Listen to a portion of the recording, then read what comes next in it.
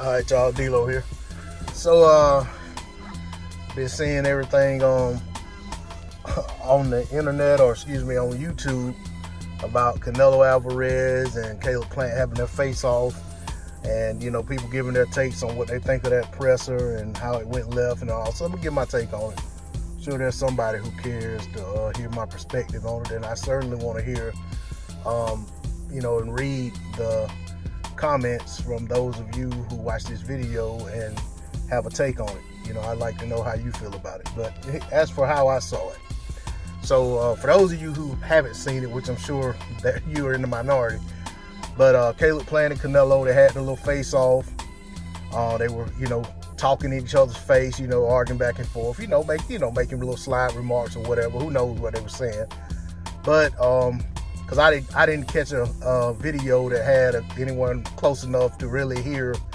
You could really clearly hear what they were saying to each other, but disrespect, of course, banter, jabber, how it is back and forth.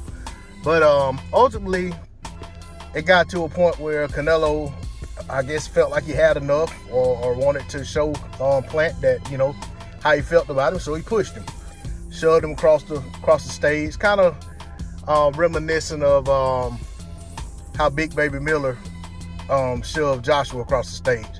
It was kind of that kind of push. But anyway, Caleb Plant came back. He took a swing at him, he tried to slap Canelo, and I don't know if he caught him or not, but everyone's saying that he missed.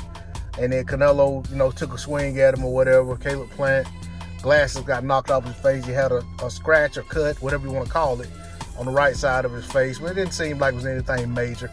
It just seemed like it was, something that, probably put a little something on it. It'd be good a couple days. But anyway, so with that being said, I feel like, with these guys, there's a little bad blood. I think it's real. I don't think it's hype.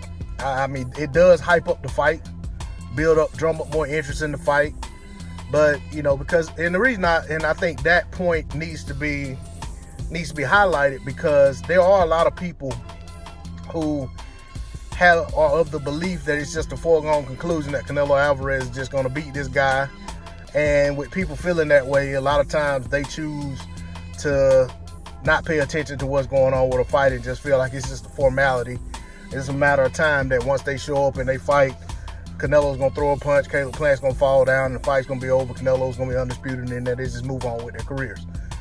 So with a lot of people being of that thinking, I think it's good that this little showdown between the two kind of went the way it did. You know what I'm saying? I mean, they're both professionals. They're grown men. Nobody, no harm, no foul. Nobody got taken to the hospital or nothing like that. It's just, back and forth. But I feel like the disrespect is genuine. Caleb Plant has held no punches, didn't hold his tongue publicly about how he felt about Canelo and the whole situation with their negotiations. He publicly let it be known that he felt like part of the reason Canelo didn't agree to the fight the first time was because Canelo didn't want to take the drug test, didn't want to go ahead and sign up for the random drug testing and such. Canelo definitely took offense to that. Caleb Plant came at Canelo again when Oscar Valdez popped dirty. Plant came at Canelo, I don't know if I said that right, but Plant came at Canelo when Oscar Valdez popped dirty. So of course Canelo took offense to that, took up for Valdez.